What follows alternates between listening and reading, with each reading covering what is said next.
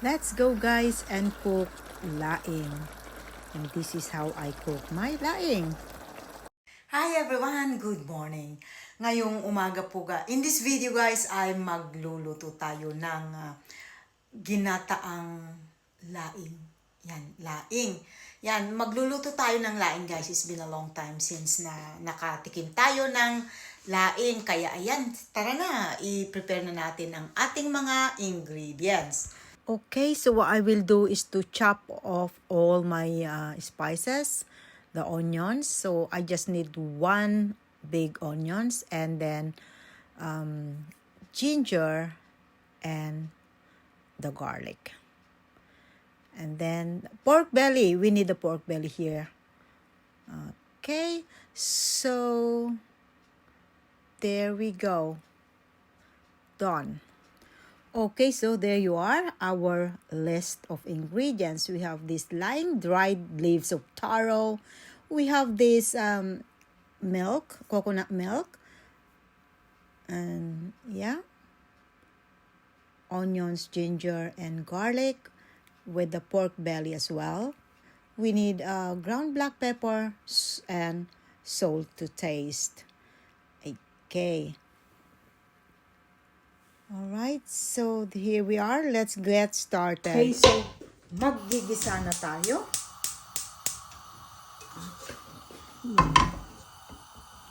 So first, gisa lang natin ang ating pork belly sa kanyang sariling mantika. So I will just do this until its own oil comes out. So we'll just wait, and then the pork belly becomes brown, and that's the sign that we are going to put our. There you go, nag-brown na siya. So we'll put now the onions. Okay, yan. So once the onions become translucent, we will then put next the ginger. Okay, so after the ginger, we just mix it a little bit, and then next that we're gonna put in is our garlic. Yeah, so just mix a little bit and then put the garlic.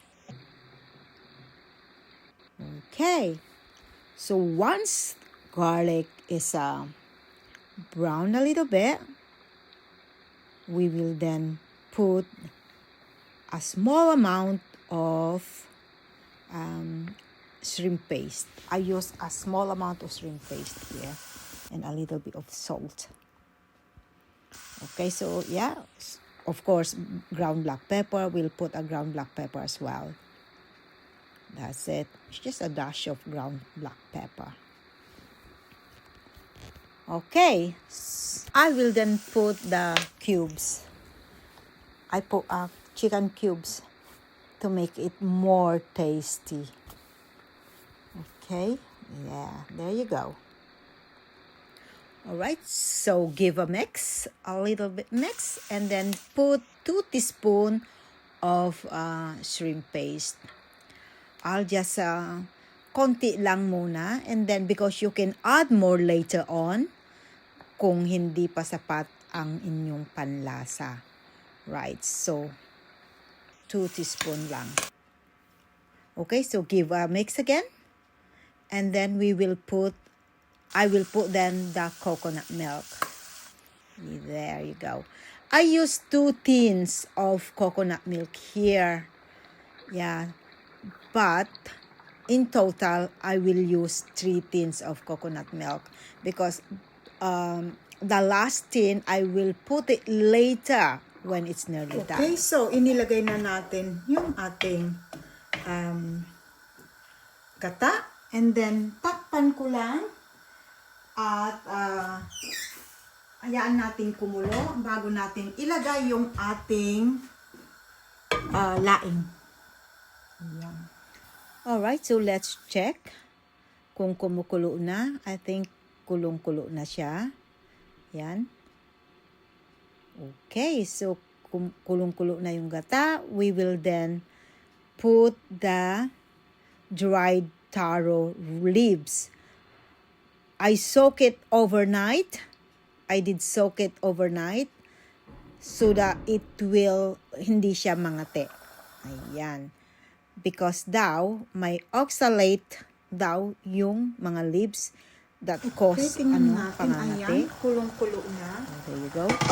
Huwag lang muna natin ng haluin. Ganun ko lang. Push down lang natin. Yan.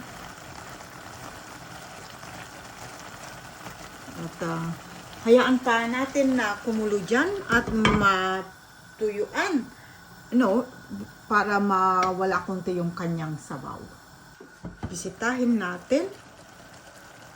Ayan, marami pa siyang fluid. But hayaan muna natin para lumambot ng lumambot talaga. Gusto ko yung malambot yung ating dahon. Ayan. Okay. Ayan.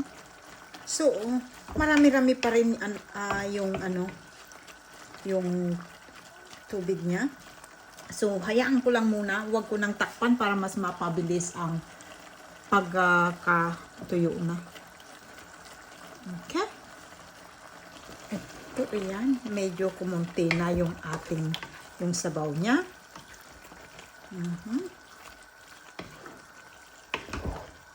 Mamaya ilalagay natin yung pinakahuli na gata.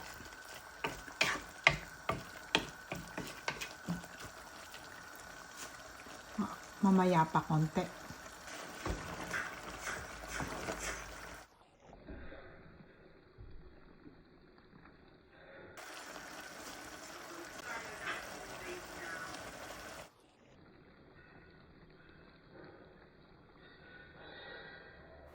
Alright, so ito pwede na. Ilagay na natin yung last tin ng coconut milk. Ayan. Okay. Tapos, hayaan lang natin na kumulo konti and then it will be ready in a few more minutes.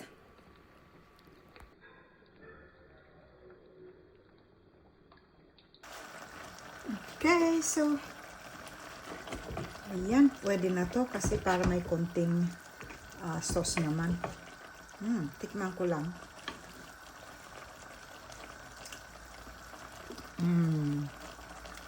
Pwedeng lagyan ng konting salt.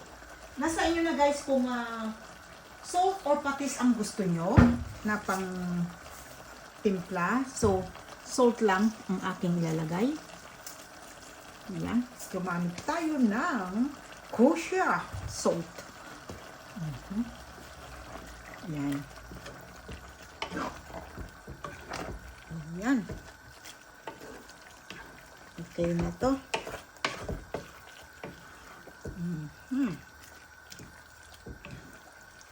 Masarap din sana lagyan ng shrimp, pero wala ako sa fridge, so tama na yan, pork.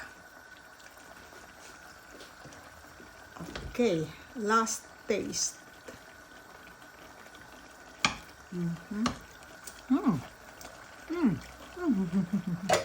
Yum, yum, yum, yum. Delicioso. Oops, muntik ko nang makalimutan yung sili. Ayan, lagyan rin natin ng sili. Kasi masarap yung may konting anghang. Ayan.